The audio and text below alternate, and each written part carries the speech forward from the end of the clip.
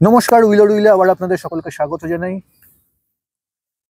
Champions trophy প্রথম ম্যাচে বাংলাদেশের বিরুদ্ধে 6 উইকেটে ভারতের সহজ জয়। যদিও এই জয়টা আরো অনেক সহজ হতে পারত।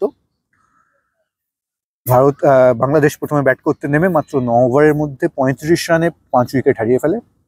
অক্ষর প্যাটেলের হ্যাট্রিক বলে রোহিত শর্মার প্রথম সহজ ক্যাচ মিস, তারপর হার্দিক পান্ডিয়া একটা ক্যাচ মিস করলেন এবং একটা সহজ স্ট্যাম্পিং মিস করলেন কে এল রাহুল। যদিও কে এল রাহুল উইকেটের পেছনে দাঁড়িয়ে 3টে ক্যাচ ধরেছেন, শেষ দিকে একটা কার্যকরী ইনিংস খেলেছেন, সেটার সঙ্গে এটাও উল্লেখ্য একটা সহজ স্ট্যাম্পিংও তিনি মিস করেছেন। আর তারপরে 35 রানে 5 উইকেট, এই অবস্থায় বাংলাদেশের একটা অসাধারণ ইনিংস খেলেন তাহিদ হৃদয়।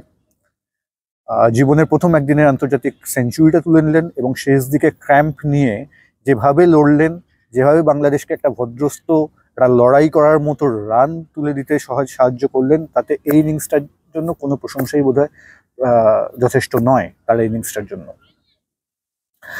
ভারতের বিরুদ্ধে একদিনের আন্তর্জাতিকে যে কোনো উইকেটে সর্বোচ্চ রানের পার্টনারশিপটা আজকে বাংলাদেশ করলো এবং যখন মনে হচ্ছিল যে 35 for 6 হয়ে যেতে পারতো বা 45 for 6 হয়ে যেতে পারতো এবং খুব অল্প রানের মধ্যে বাংলাদেশকে আটকে রাখা সম্ভব হবে, সেখান থেকে এই একটা পার্টনারশিপ বাংলাদেশকে 200 রান পার করে দিল এবং ভারতের সামনে 229 রানের একটা টার্গেট রাখলো, যেটা দুবাইয়ের উইকেটে, এই কন্ডিশনে এই উইকেটে যথেষ্ট ভদ্রস্থ স্কোর।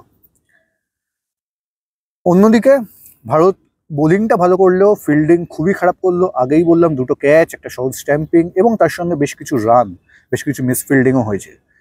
এই ফিল্ডিং যদি হয়, গতকাল আমরা ফিলিপসকে যেভাবে ক্যাচ ধরতে দেখলাম, আর তার পাশাপাশি আজকে ভারতের ফিল্ডিং দেখে খুবই খারাপ লাগলো।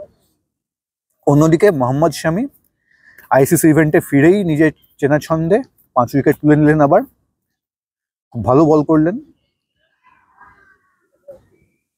তারপর ভারত ব্যাট করতে নামার পর রোহিত শর্মাটা ভালো স্টার্ট দিলেন। শুভমন গিল স্বপ্নের ফর্মে রয়েছেন অন্তত একদিনের আন্তর্জাতিক ক্রিকেটের ক্ষেত্রে। আহমেদাবাদে এর আগের ম্যাচ ইংল্যান্ডের বিরুদ্ধে সিরিজের শেষ ম্যাচে সেঞ্চুরি করেছেন, ম্যান অফ দ্য সিরিজ হয়েছেন।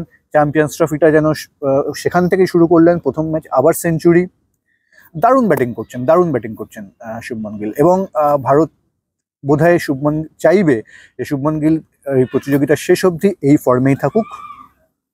বিরাট কোহলি আবার স্পিনের বিরুদ্ধে আউট হলেন।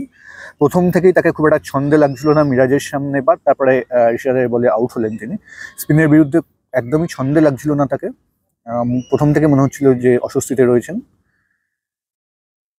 কে এল রাহুল শেষের দিকে একটা কার্যকরী ইনিংস খেললেন, যদিও একটা সহজ ক্যাচ পড়েছে তার, বার দুয়েক রান আউট হতে বেঁচে গেছেন। মোটের উপর প্রথম ম্যাচটা ভালো মন্দ মিশিয়ে উতরে গেছে। ব্যক্তিগত পারফরমেন্স এসছে মোহাম্মদ শামি বা শুভমন গিলের হাত ধরে, কিন্তু টিম এফোর্ট সেইভাবে অতটা দেখা গেল না। অক্ষর প্যাটেল ভালো বল করেছেন, জাদেজাও ভালো বল করলেন, কুলদীপ যাদবকে একটু অফ লাগলো আজকে।